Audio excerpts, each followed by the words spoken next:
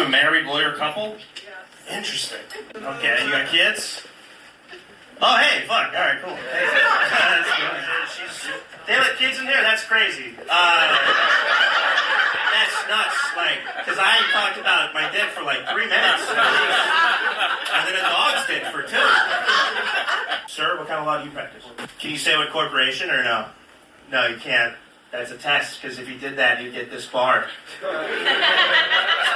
I've gotten 12 lawyers disbarred from crowd work alone, so I almost put you on the street, kid. See?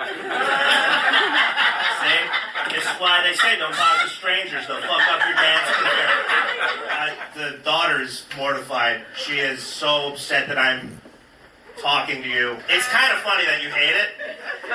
To me, how old are you? What are you, like 10? What are you, 15? Yeah, this is so funny, because you're going to look back and be like, remember that fucking fat guy was bullying grandma? You know? It's like a core memory for you. Again, terribly sorry for your child. I didn't know that I had to be the Wiggles up here. But there's a kid here. Good morning. It's Wednesday, Management Wednesday, June the 19th, and this is The True Conservative. Welcome to all the butchers, bakers, and candlestick makers out there. I'm Ron, your host, and the only true conservative in the United States today. So today, after the Serenity Prayer and the patriotic song of the day, we will have the patriotic shorts, motivation, Bishop Barron, Ayn Rand, the 33 strategies of war, and management of the absurd. All that and more when I get back.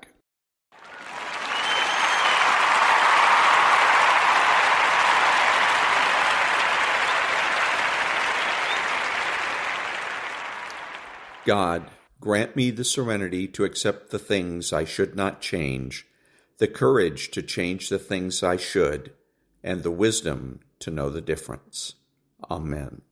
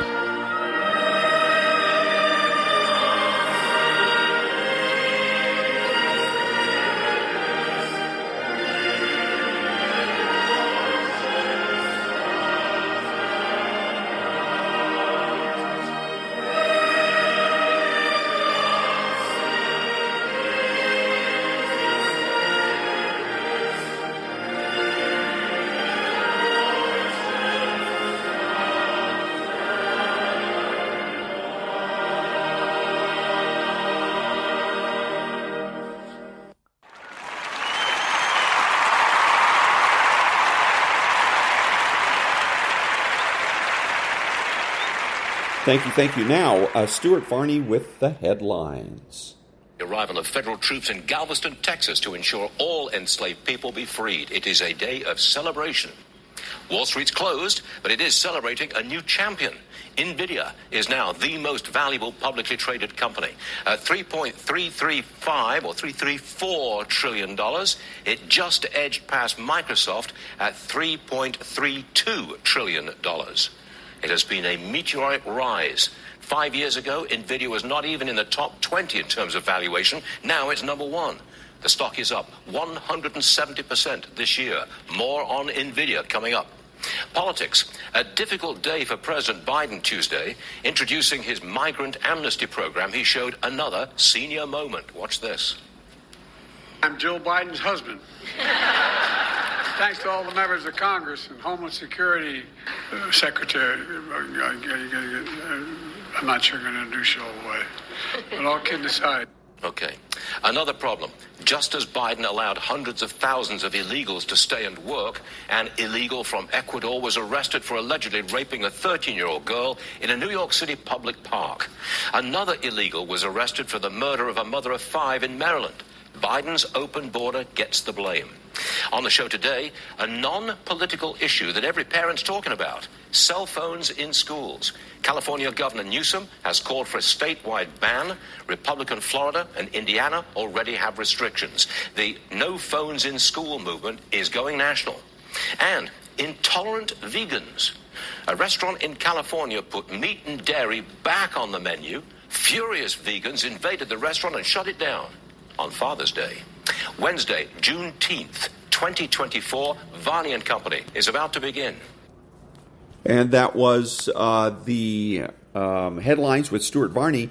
One thing there, he said that his Joe Biden's border policy gets the blame. No, it doesn't. Joe Biden gets the blame. President Biden gets the blame. It's his policy.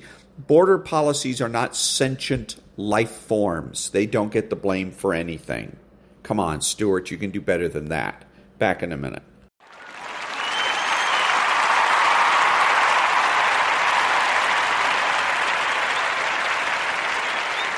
Thank you. Now, Stuart Varney's My Take. This. Is there such a thing as a bipartisan issue? Something that is agreed on by both sides. An issue without politics. Yes, there is. Cell phones in schools. All across the country, schools are putting restrictions on smartphones in the classroom. In Republican Indiana, a total ban is coming this fall. In Democrat Los Angeles, there's no cell phone use during class time, but they're okay during breaks. California's Democrat Governor Newsom, he's calling for a statewide ban, like Republican Florida. The no cell phones in schools movement is going national.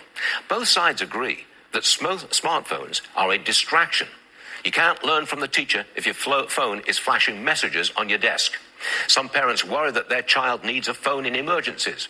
Teachers worry that they have to enforce the ban. But there is wide agreement that in class, a phone is a distraction. Next question. At what age should youngsters get a phone? That's the parents' call. But parents should have the tools to control what their child can see.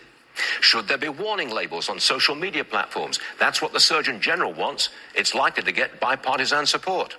How do you stop cyberbullying in schools? Well, getting phones out of the classroom surely helps. The smartphone's been around for less than 20 years. We're still learning how to get some degree of control when it takes over your child's school time. A classroom ban, in my opinion, is a good start. Second hour Varney, just getting started. So again, this is a distraction. The unions don't want to talk about teachers and how they're failing the students.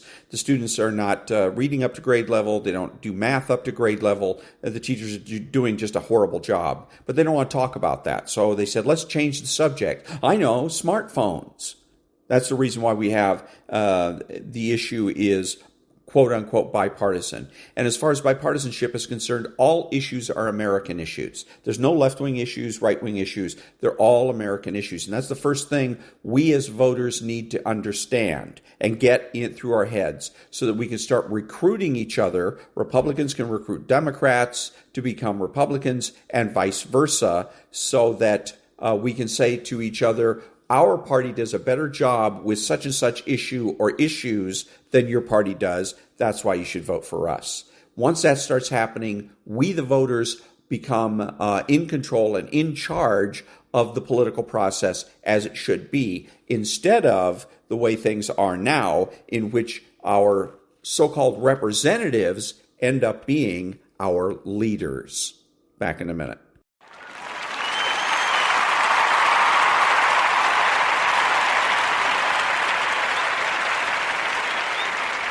Thank you. Now the patriotic shorts. What a pleasant surprise. This morning's full of surprises, Leonidas. You've been tricked. There'll be more than a few hundred. This is a surprise. Silence! We heard Sparta was on the warpath. And we were eager to join forces. If it is blood you seek, you're welcome to join us. But you bring only this handful of soldiers against Xerxes? You see, I was wrong to expect Sparta's commitment to at least match our own. Doesn't it?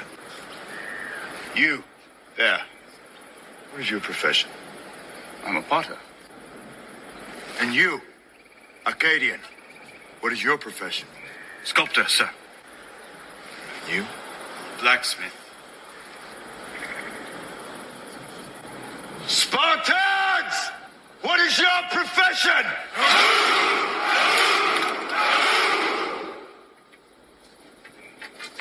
See, old friend, I brought more soldiers than you did. This is where we hold them. This is where we fight. This is where they die.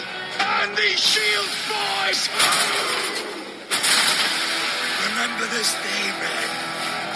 For it will be yours for all time.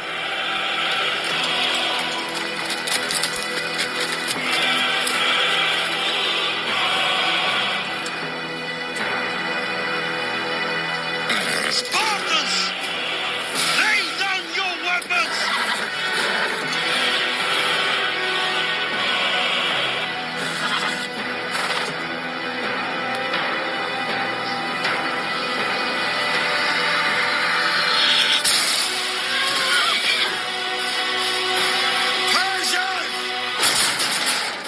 Come and get them! On March 4th, 1945, a Naval Air Transportation Service plane took off carrying blood, medical supplies, and the first flight nurse ever to set foot on an active Pacific battlefield. She was Ensign Jane Kendi, and she was only 22 years old when her plane landed on Iwo Jima, one of the bloodiest and hardest fought battles of the war. Jane and her fellow flight nurses evacuated nearly 2,400 wounded Marines and sailors between March 6th and 21st. When she was asked how men reacted to seeing a woman on the battlefield, she quick-wittedly responded, "The same as other places, they whistled." She was sent stateside for a war bond tour, but pleaded to go to Okinawa to be with her boys. "They needed me, and I needed them," she would reflect years later. Jane Kendi was the inspiration for the character Grace Drury in the World War II novel That's How It Goes. "As soon as we heard her story, we knew we had to put her in our novel," said brothers Nick and Tom Ragone. "She was an angel of mercy." We've all heard of the Third Reich, Nazi Germany's chosen designation for its regime. But if they were the third, what were the First and Second Reichs? The First Reich was the Holy Roman Empire, a complex organization of multi-ethnic territories, which encompassed parts of Italy, Austria, France, Switzerland, and the German territory, among others. This empire began in 962 and ended in 1806 with Napoleon's conquests. The Second Reich emerged in 1871 with German unification, consolidated after the German victory led by Otto von Bismarck in the Franco-Prussian War. Germany would later become an imperialist power, but the Second Reich would end after the German defeat in World War I. Nazi supporters hoped to use the glories of the past to legitimize their power-driven project. And that was the Patriotic Shorts. Back in a minute.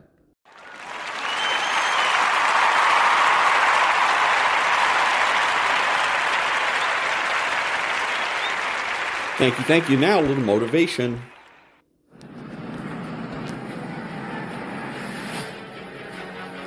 If the lion is the king of the jungle, how can he be the king of the jungle? If he's not the biggest, the elephant is probably one of the biggest.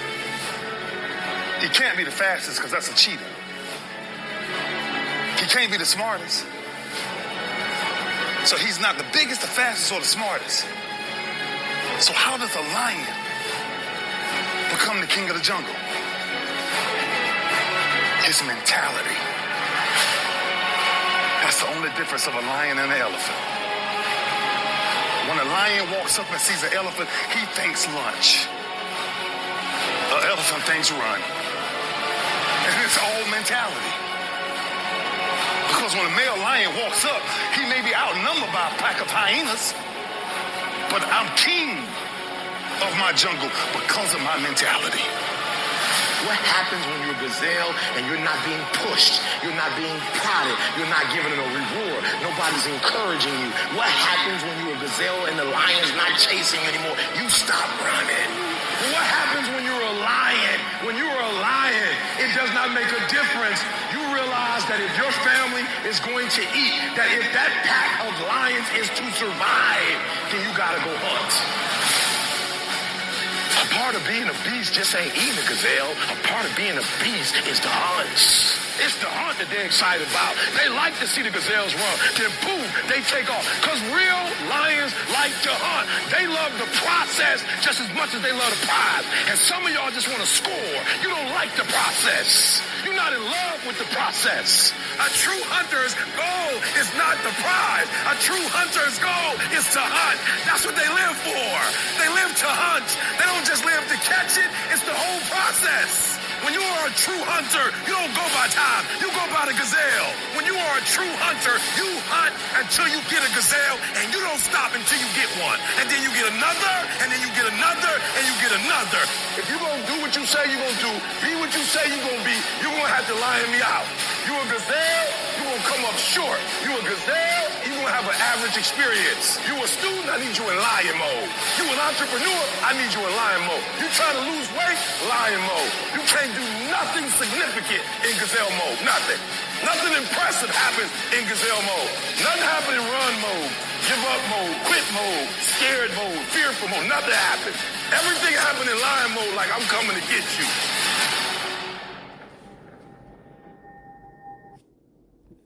And that was a little bit of motivation. Back in a minute.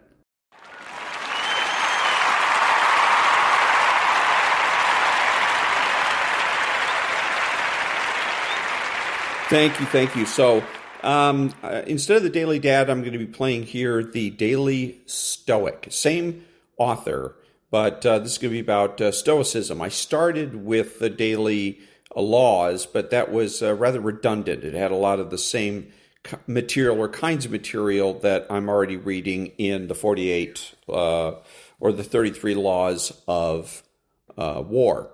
Now, then I went to the Daily Dad because I thought that, again, family is very conservative and dads don't get enough talked about. So I went to that. But the Daily Stoic seems to be an even better match for my True Conservative podcast. So we'll go to the Daily Stoic. If you want to be steady, the essence of good is a certain kind of reasoned choice, just as the essence of evil is another kind. What about externals, then? They are only the raw material for our reasoned choice, which finds its own good or evil in working with them. How will it find the good? Not by marveling at the material. For if judgments about the material are straight, that makes our choices good. But if those judgments are twisted, our choices turn bad. Epictetus, Discourses 1.29.1 through 3. The Stoics seek steadiness, stability, and tranquility, traits most of us aspire to, but seem to experience only fleetingly. How do they accomplish this elusive goal? How does one embody eustatheia, the word Arian used to describe this teaching of Epictetus? Well, it's not luck. It's not by eliminating outside influences or running away to quiet and solitude. Instead, it's about filtering the outside world through the straightener of our judgment. That's what our reason can do. It can take the crooked, confusing, and overwhelming nature of external events and make them orderly. However, if our judgments are crooked because we don't use reason, then everything that follows will be crooked, and we will lose our ability to steady ourselves in the chaos and rush of life. If you want to be steady, if you want clarity, proper judgment is the best way.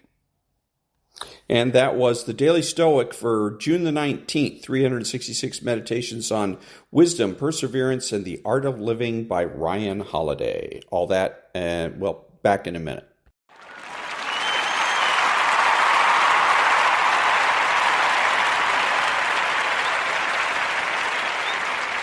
Thank you. Now, Bishop Robert Barron.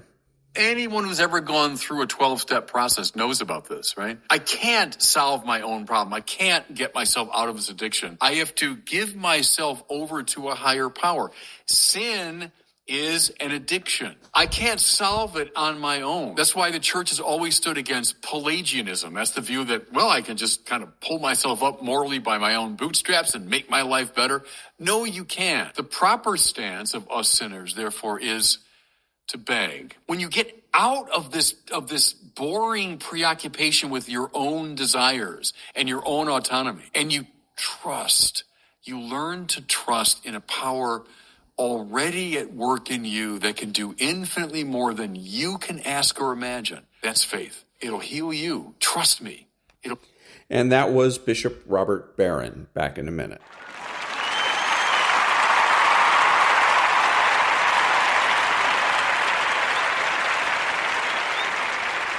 Thank you. Now, the Ayn Rand thought of the day. Quote, if capitalism had never existed, any honest humanitarian should have been struggling to invent it. But when you see men struggling to evade its existence, to misrepresent its nature, and to destroy its last remnants, you may be sure that whatever their motives, love for man is not one of them. Unquote. And that was the Ayn Rand thought of the day. Back in a minute.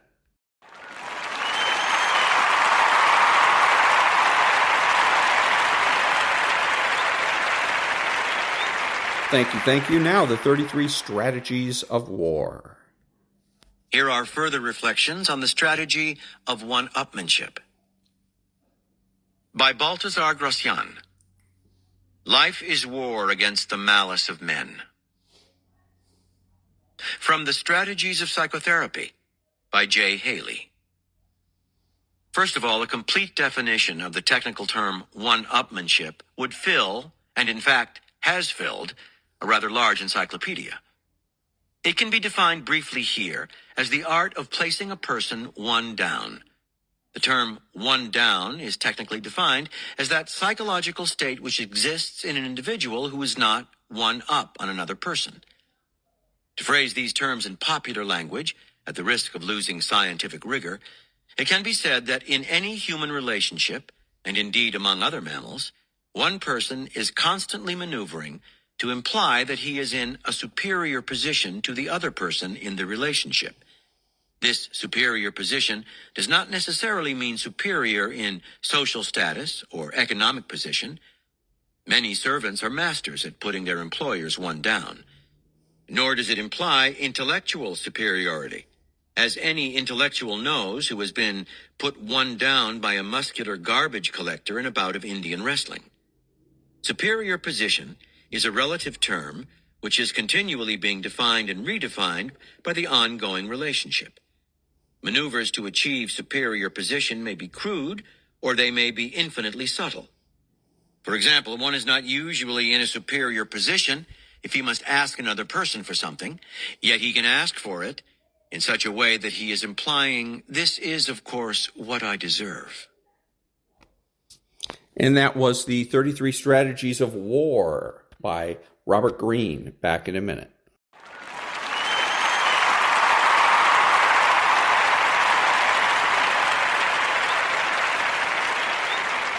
Thank you. So another good reason for Democrats to vote Republican is because the Democrats lie to you.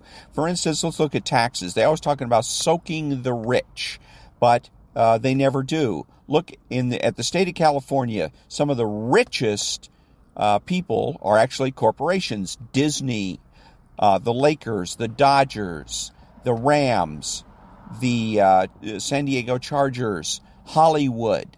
Those are the rich guys in California, but they're always exempted from tax increases.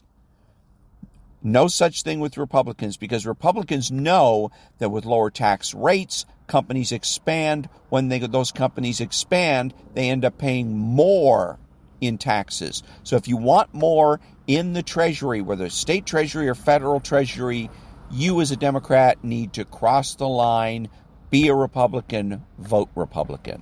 Back in a minute.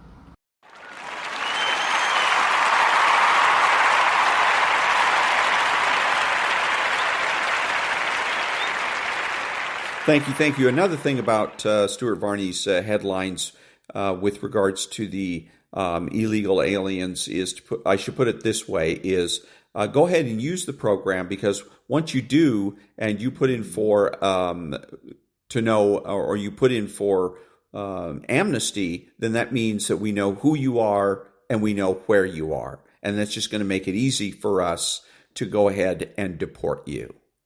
Back in a minute.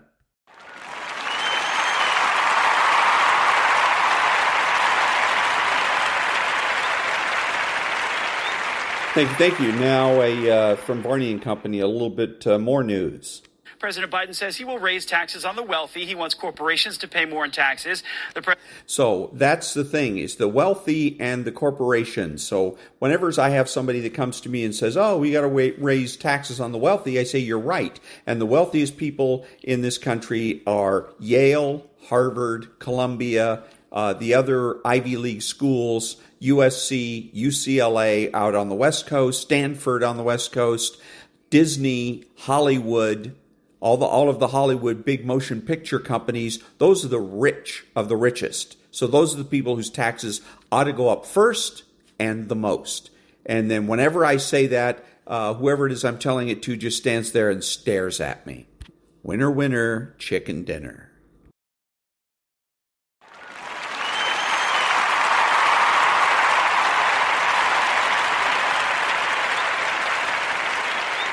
Thank you. Now a little bit of a little spot of news here that's interesting. Coming up, the Los Angeles School Board has voted to ban cell phones in schools for nearly 500,000 students.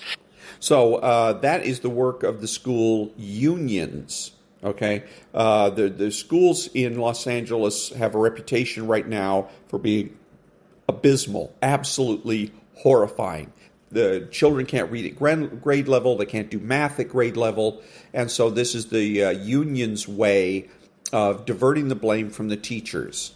Okay, so they say, they always do this. It's always somebody else other than the teachers. It's the administration. It's the parents. And now it's the cell phones. Pretty soon they're going to run out of excuses and they're going to be forced to look at themselves. But this is what happens with unions. Unions there should be a law that says every union in this country, public or private, has to be recertified annually. Every year, the members of the union must recertify their union. Because right now, the way it works is they just go on and on and on. And so the unions have to look for ways to provide value because they're taking union dues. They continue to take the dues.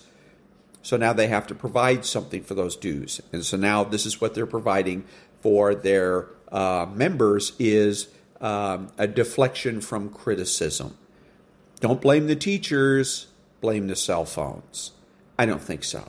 Back in a minute.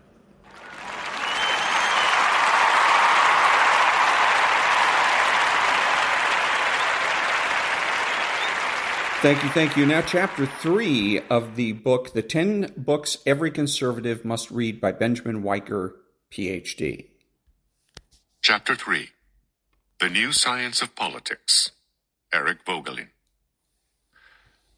A materialistic interpreter of politics is an ignoramus who had better bone up on his elementary facts.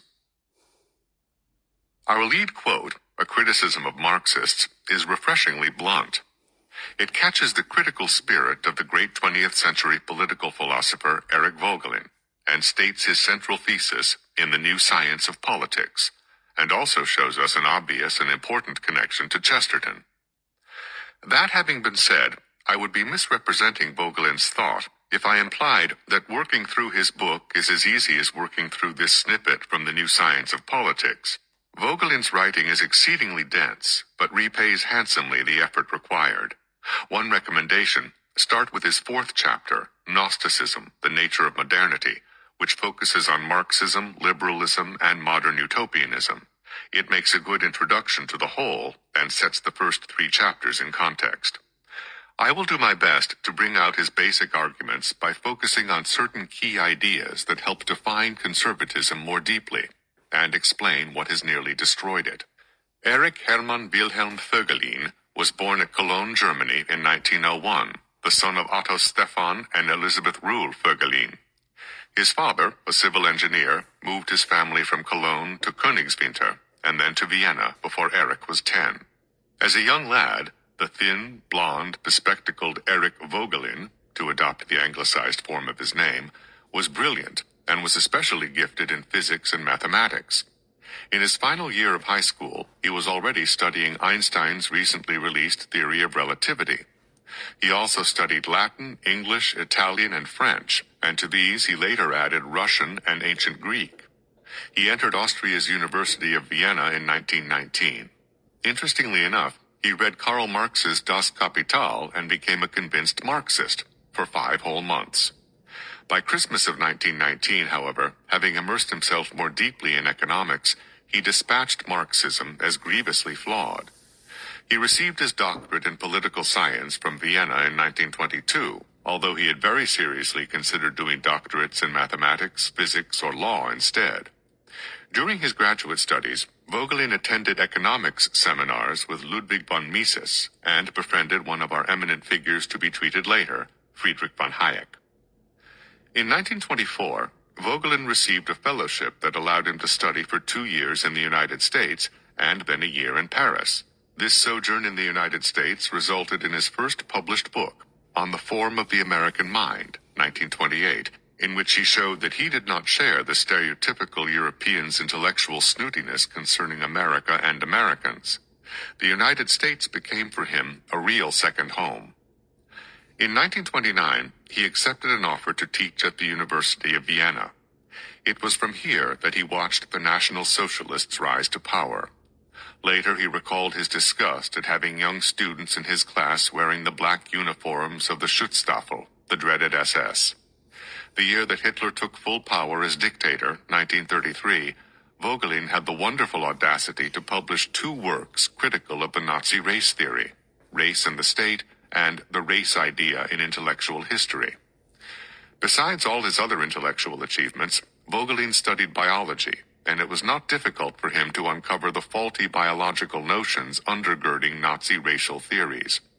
Even more, his historical and philosophical mastery allowed him to dismantle National Socialism as politically fraudulent. Essential to his argument was the understanding that man, a creature of soul and spirit, could not be reduced to mere biological race. This reductionism of man by the National Socialists, argued Vogelin, was merely an extension of the materialism of Marxism and liberalism. Nazi anti-Semitism and Nazi theories of Aryan racial supremacy, while presented as science, were not scientific at all, but utter propaganda. Vogelin's books suddenly disappeared from circulation, and Vogelin was pegged as an enemy of National Socialism. He was forced to flee with his wife Lisi in 1938, when Austria was annexed to the Third Reich. The totalitarian atrocities of Nazism seared Vogelin deeply, and he dedicated his life to understanding how the advanced culture of the 20th century could become so barbaric and tyrannical. After spending some time as refugees in Switzerland, he and his wife found their way to the United States. He became a United States citizen in 1944. Vogelin taught briefly at several universities, including Harvard, before taking a teaching position at Louisiana State University in 1942, where he remained until 1958. He later taught in Munich and then at Stanford, where he remained until his death in 1985. It was at LSU that Vogelin wrote his New Science of Politics, as well as several volumes of his multi-volume magnum opus, Order and History, which was originally supposed to have been a short introduction to political theory for college students. A new science of politics was necessary, argued Vogelin, because the current science of politics was corrupt. The Science of Intellectual Decapitation. Chesterton once said, "It is always easy to let the age have its head. The difficult thing is to keep one's own." That is precisely Erich Vogelin's criticism of our age. We have been commanded to lose our head. We have come to a stunted view of man and of science, not to mention of the world and of politics, which in turn has spawned and legitimized unprecedented political violence. The villain, again, is materialism, which tells us that we are no more than our bodies, and our bodies are no more than accidentally aggregated chemical machines cobbled together by a blind cosmos. And if we are a machine without a soul, and therefore without a head or a heart, it should be no surprise that the insane political carnage of the 20th century resembled a tank trundling over a field of corpses. For Vogelin, the key to understanding the political violence of the 20th century is to recognize that the term science has been perverted by materialism into positivism. Positivism is the systematic denial of anything beyond our senses, anything that can't be measured scientifically. Chesterton faced positivism and accused it of being blind to the sunny world of common sense. You can't measure love scientifically, or at least not without reducing it to chemical reactions in the brain.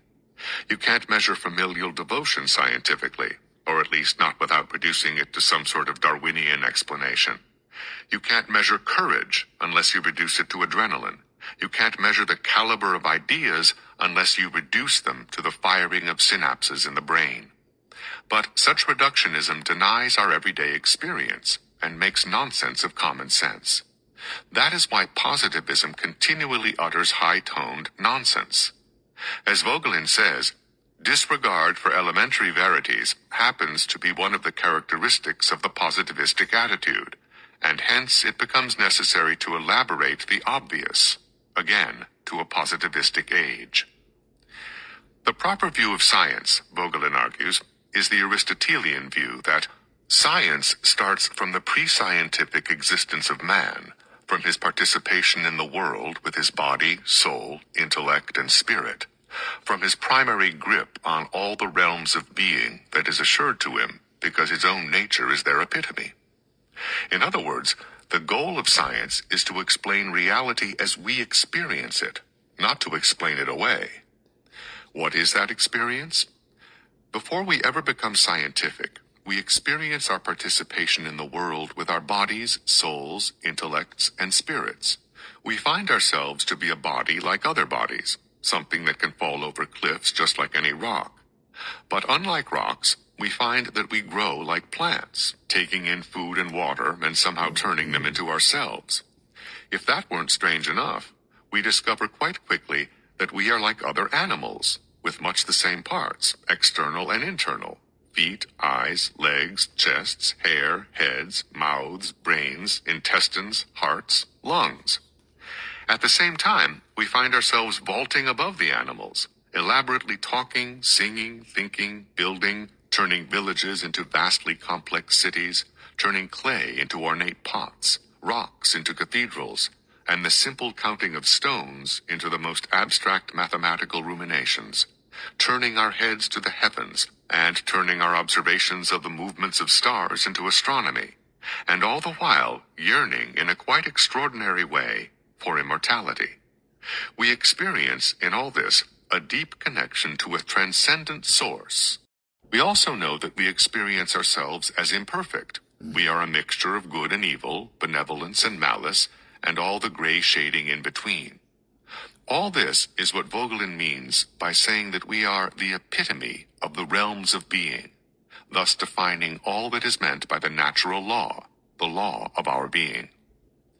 To have a firm grip on reality, we need to have a firm grip on ourselves. But positivism wrenches away that firm grip on ourselves by denying that we are anything but matter that is pushed around by the laws of physics and chemistry. The great ruin of modern political science came about, argues Vogelin, when certain modern thinkers decided that political life must be understood objectively, that is, according to the materialist grid, treating human beings and human action in the same way that chemists treat the actions and reactions of chemicals, or the physicist treats the falling of rocks. And so, for example, Marx argued that human life is defined by digestion, like a plant, and obeys historical laws, like a rock obeys the laws of gravity. That became the Marxist objective scientific method. But method here only means methodical materialism, the purposeful exclusion of the full reality of human nature familiar to our everyday experience. That is why Marxists are notoriously deaf to objections that arise from common sense or the obvious lessons of actual, not theoretical or dialectical, history. That is why the Marxist method of historical materialism leads to madness, because its scientific theory always trumps reality. The time has come, Vogelin maintains, to state flatly that historical materialism is not a theory but a falsification of history, and further, that a materialistic interpreter of politics is an ignoramus who had better bone up on elementary facts. The elementary facts of our own existence, that we are a complex union of body, soul, intellect, and spirit, must become the foundation of a new science of politics. This is Vogelin's great counter-revolutionary creed. Our political life must represent our full humanity and acknowledge that man experiences himself as open toward transcendental reality, that he finds his true nature through finding his true relation to God. This is something so fundamentally human that it is found in pagan philosophers such as Plato and Aristotle, and something so wonderfully divine that it is brought to a dramatic point in Judaism and Christianity. Openness to the divine is fundamental and definitive of human nature, and hence of human politics properly understood. The atheist himself proves this openness to be fundamental and definitive, ironically, by asserting that the most important achievement of man is the scientific demonstration that God does not exist. He realizes that the existence or non-existence of God is the question upon which our whole way of life should be based. The difference is that he excludes the experience of God by asserting, not proving, that nothing but matter exists. He closes his soul to the divine by denying he has a soul that could be open. The struggle between Caesar and Christ. That the great Greek philosophers Plato and Aristotle recognized this fundamental truth about the soul's openness to the divine does not mean it was either embraced or even understood well enough to be rejected in the politics of ancient Greece. For the Jews, it was a practical, albeit precarious, achievement. Their political life was built upon God's revelation to them as a nation.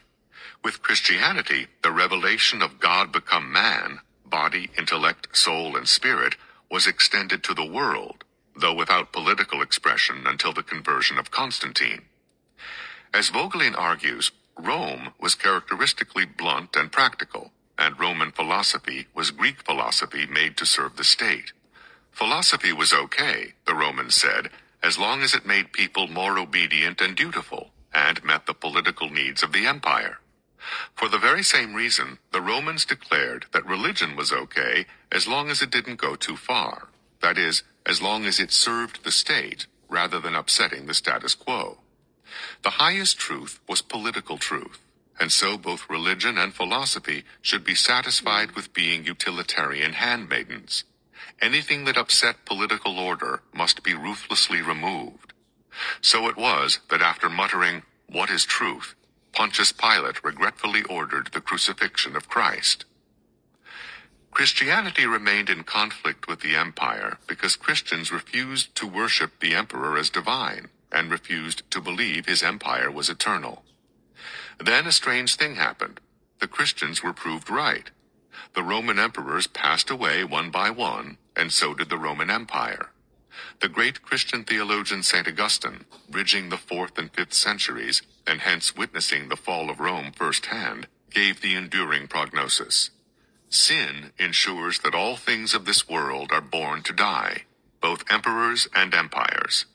Our longing for God, our desire for lasting peace, our search for a political order that finally and permanently represents and fulfills humanity can only be realized in the next world, in a quite different supernatural kingdom, the city of God. There may be better and worse political regimes in this world, better and worse cities of man, but human history, in and of itself, will never be anything other than the rise and fall, life and death, ebb and flow, wax and wane of one political regime after another, until God creates a new heaven and a new earth, and with it a new kingdom. Profane history is going nowhere. As Vogelin explains, only transcendental history, including the earthly pilgrimage of the Church, has direction towards its eschatological fulfillment. Political utopias are at once both heretical and impossible. St. Augustine thereby reduces any and all this-worldly political regimes to secondary status. In Vogelin's words, the spiritual destiny of man, in the Christian sense, cannot be represented on earth by the power organization of political society. It can be represented only by the Church. We need the political state because we live in a fallen world. But the fallen world is passing away, and our spiritual nature must find its fulfillment in a world to come, and that is the concern of the Church. In Vogelin's view, Church and state each have their own function. They are distinct, but they cannot be completely separate because human beings cannot be completely separate in body, soul, intellect, and spirit. To rebel against this truth is to rebel against ourselves. The modern heresy, Gnostic rebellion. We now come to the most difficult part of Vogelin's argument, but it is also the most profound and instructive part. Vogelin argues that we cannot properly understand the epically destructive character of 20th century utopianism unless we understand the nature of a particular ancient Christian heresy, Gnosticism. For Vogelin, Gnosticism defines the nature of modernity, or more exactly, of a particular virulent and destructive strain of modern thought. A strain that includes liberalism, Marxism, and National Socialism. Here, we need a bit of a history lesson. The ancient Gnostics twisted Christianity by claiming that there were two deities, the God of the Old Testament, who created an evil material world full of suffering, and the good God of the New Testament, who was trying to snatch pure human souls from material bondage. Human beings were purely good spiritual beings trapped in evil bodies, and Jesus Christ was not God made man, but a pure spirit sent to rescue the elect. The chosen few had a divine spark within them. They were given special knowledge, Greek gnosis, of the entire redemptive scheme by Jesus Christ. This knowledge was all the elect needed. That is, contrary to Christian orthodoxy, the passion and cross are not essential to redemption, but quite accidental, in fact illusory, because being pure spirit, Jesus Christ didn't really have a body, didn't really suffer, and didn't really die. He merely appeared to have done these things, but his body was a kind of phantasm. Such are the basic tenets of the Gnostic heresy. What are the chief characteristics of the Gnostic devotee? The first is the unshakable conviction that, by virtue of his divine spark, he is himself divine and omniscient. Whereas the uninitiated are complete fools, he is possessed of complete wisdom. For him, there are no longer any mysteries, because his wisdom and God's wisdom are identical. The second follows from the first. He is completely redeemed. He is not a man balanced precariously between two possible destinies, virtue and vice, heaven and hell. He's got the divine spark, the divine gnosis. He cannot go wrong. He cannot help but fly heavenward, no matter what he does. So it was that some of the Gnostic elite engaged in all manner of licentious behavior. Since they were already purely spiritual, it was a matter of indifference how they acted in the body. The final characteristic, and one especially important to Vogelin's analysis, is that the Gnostic was a simplifier, and as it turns out, a terrible simplifier. He substituted his very own cut-and-dried scheme for the complexly balanced and ultimately mysterious dogmas of Orthodox Christianity. According to Vogelin, we find a parallel in modern Gnosticism. Modern Gnostics give their own reductionist political theories the status of divine, scientific revelation. They claim omniscience. They've figured out everything from the laws of physics to the laws of human history and the human mind. Like the ancient Gnostics, they think their wisdom is identical to God's, except without the God part, for modern Gnosticism ends in atheism. Like the ancient Gnostics, they believe their theoretical gnosis puts them beyond sin, so they can do anything for the sake of their theory. Those who disagree with them are not only wrong, but irredeemably wrong, and can therefore be eliminated.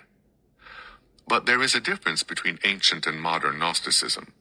Ancient Gnostics were pure spiritualists who condemned matter as evil. Modern Gnostics, at least in their more important and enduring secular form, are materialists and quite this-worldly. Underlying this difference, however, are even deeper similarities. Ancient Gnostics believed that matter was evil. Modern Gnostics believe that matter is the source of all evil. For the ancient Gnostic, we must escape from matter into the spiritual world. For the modern Gnostic, we must recreate the material world to eliminate evil. For the ancient Gnostics, the material world was created by the terrible God of the Old Testament.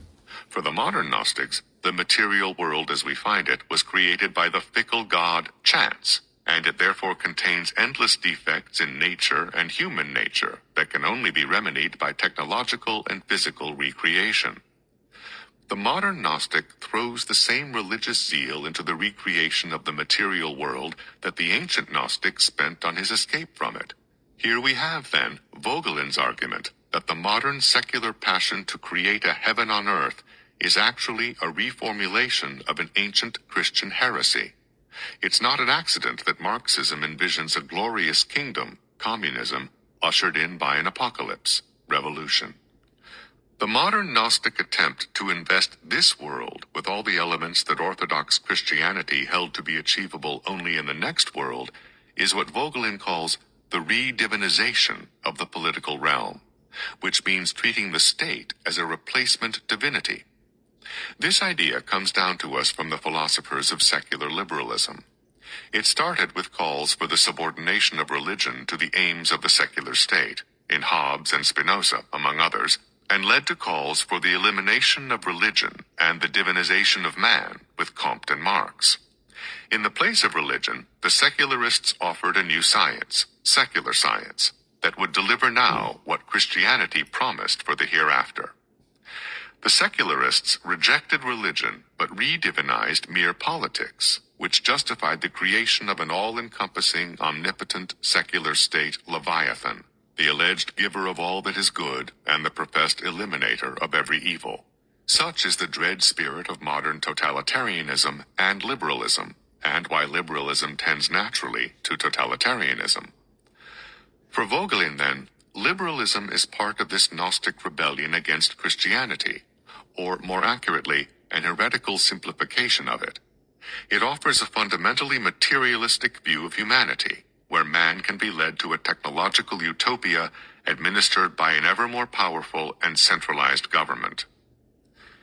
Conservatives are often taken aback by the dogmatic self-assurance of modern liberals, but that is, as Vogelin points out, the self-assurance of the Gnostic elite, who believe they have seen the whole truth. During the Cold War, and before, conservatives were astounded at how easily liberals were duped into thinking that communist countries like the Soviet Union were achieving heaven on earth. The reason is that communism and liberalism share the same modern Gnostic heritage. They see with the same eyes. Conservatives are often aghast at the ease with which liberals embrace the endless medical and technical manipulation of humanity, whether through in vitro fertilization, embryonic stem cell research, selective abortion, and so on, but that is fully concordant with the Gnostic notion that matter is the source of evil and must be reformed to suit human needs. Conservatives are often shocked at how casually liberals treat the moral order, but they do not realize that the Gnostic elite, by virtue of having the right ideas, have risen above that order and may therefore treat it with indifference. Conservatives are often curious as to why liberals seem to have a particular animosity toward Christianity, and the reason, ironically, is that Christianity, since it is what they have fallen from, offers the most powerful and telling critique of liberalism. With Vogelin's analysis as background, we are ready for Lewis's astounding Abolition of Man, the book that rounds off our attempt to understand the deepest differences between conservatism and liberalism. And that was Chapter 5 of the 10 Books Every Conservative Must Read by Benjamin Weicker, Ph.D. Back in a minute.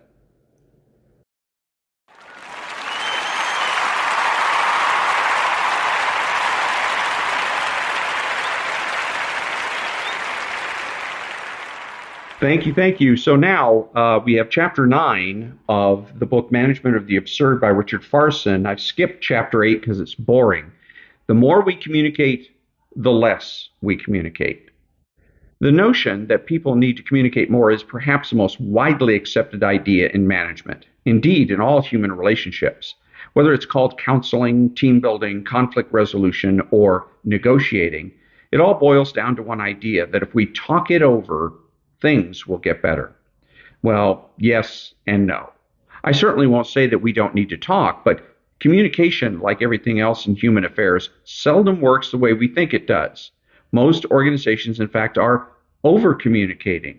Meetings, conferences, memos, phone calls, and electronic mail overwhelm managers and employees alike. Increasingly, we seem to believe that everybody should be in on everything. The classic experiment that put the lie to that belief was conducted many years ago by management consultant and organizational psychologist Alex Bavlis. This study, which came to be known as the line and circle experiment, divided participants into two groups. In one, all information was fed by the group members to a central person, top-down line management, you might say. In the other, the information was shared around a circle, more like participative management. Both groups were given the same problem to solve.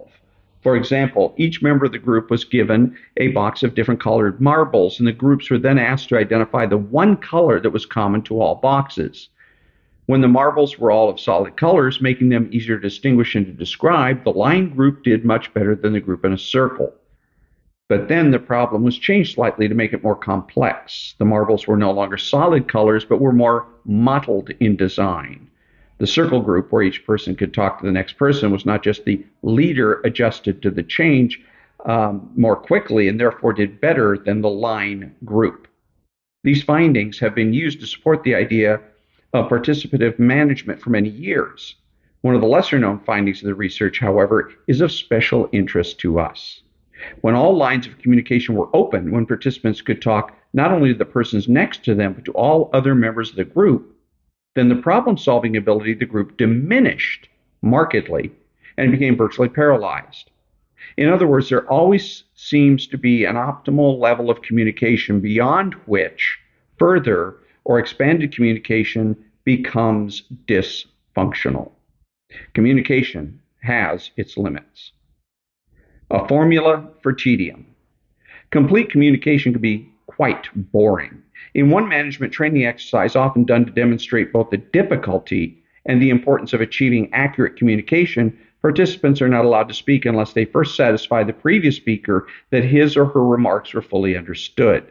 This is done by repeating the previous speaker's message, not in a parroting way, but in one's own words, and then obtaining his or her agreement that the summation is accurate. Not surprisingly, this agreement is often hard to get. Eventually, participants learn the necessity and value of careful listening. When the experiment is continued beyond a few minutes, however, it begins to wear on the participants. Even though the heat has gone out of the discussion and people are fully understanding each other, an enormous amount of boredom sets in. Accurate communication has become both tedious and stifling. The exercise reminds us that the transfer of accurate information is only a small part of the role communication plays in our lives. Power problems in disguise. Many suppose communication problems are actually balance of power problems. That is why it probably is unwise to introduce completely open communication into a situation in which there's a large disparity in power. The unintended but damaging result is to increase the power of the already powerful and reduce the power of the already powerless. For example, in marriage counseling, if the person who feels rejected is asked to communicate his or her needs to the person doing the rejecting, it can actually worsen matters by making the rejected person even less attractive and more vulnerable to the other person. The same is true in boss-employee relationships. When subordinates are asked to communicate honestly with their superiors, they run the risk of becoming more vulnerable with potentially harmful consequences. One wonders how many people there are like one woman I know who was encouraged by her associates to go to her boss and clear the air. She did and was fired soon afterward. It is only when the balance of power is relatively equal that truly candid communication can and should take place. Enough already. Organizations that believe all their troubles can be solved through an increased communication may be in for a surprise. In a research project conducted by the Western Behavioral Sciences Institute, we set up an experimental information center at a major aerospace corporation. Employees who needed answers to questions would call the center to get them. To our initial puzzlement, the more the center succeeded in satisfying the questioners and the more popular it became, the more nervous management grew. The company's executives were concerned that the chain of command was being circumvented. If employees don't know something, they should ask their supervisors. That non-work related questions were being asked, who can sing bass in a Christmas quartet? And that the organization might have difficulty accommodating such a potentially active service. What if the center gets thousands of calls a day? When calls reached several hundred a day, the center was disconnected. The episode illustrated that rapid and accurate communication of information may be less important to management than our other organizational concerns. Data don't matter. Most top-level executives make little use of the computers that connect them to their company's management information systems. The usual explanation is that they are computer naive, but it is more likely that the information systems are not giving executives what they want and need. Absurdly, we have management information systems that do not serve management. These systems to gather and store mountains of data almost always ignore the actual needs of executives in favor of what others, operating on the basis of their best guesses, imagine these executives' needs to be. The guesses are based on what surely are logical assumptions. Executives need personnel statistics, inventory display, sales figures, and the like. But almost all of this information is quantitative rather than qualitative and is of little use to top managers who are dealing with predicaments that seldom yield to logical analysis. What these executives require is more likely to come from the advice of their colleagues than from the comprehensive displays of data. They need interpretations, opinions, information that has been massaged.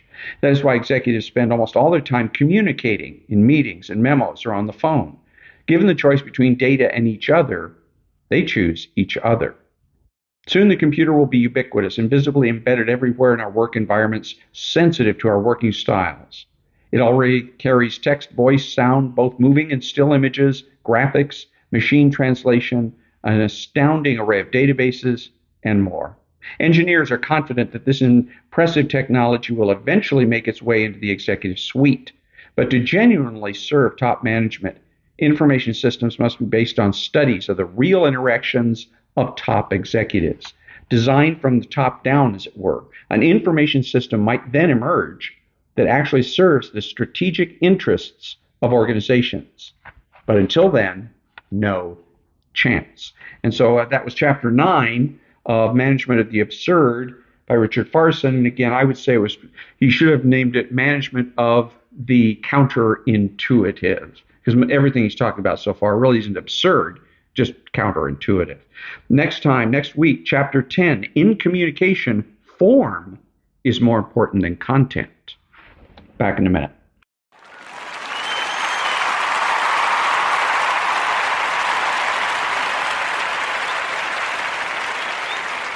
Thank you. The following is one of my voiceover demos. If you're a voiceover artist and you would like to advertise one of your demos on my podcast, please send an MP3 to thedrill12, all one word, at gmail.com. That's thedrill12 at gmail.com. Back in a minute.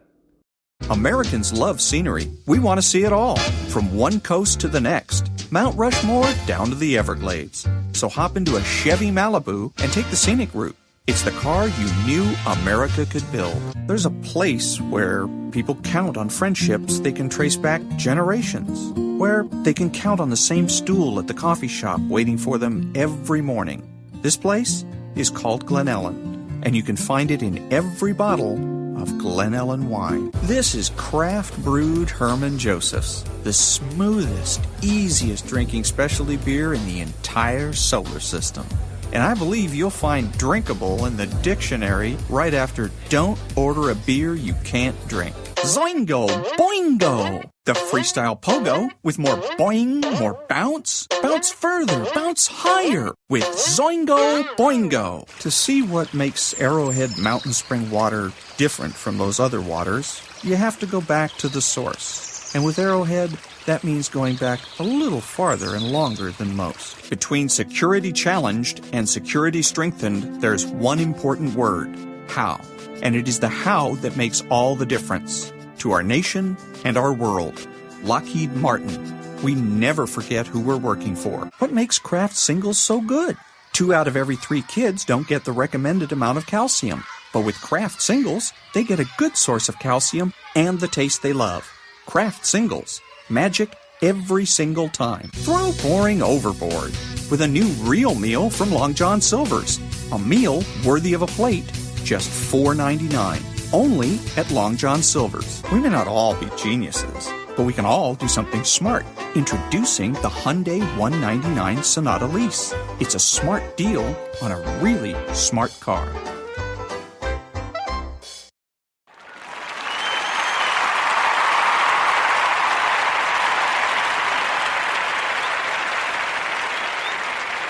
Thank you. This is Ron, your host, the only true conservative in the United States today, bidding adios to all the butchers, bakers, and candlestick makers out there and reminding you that you are not neutral and that the government has no rights.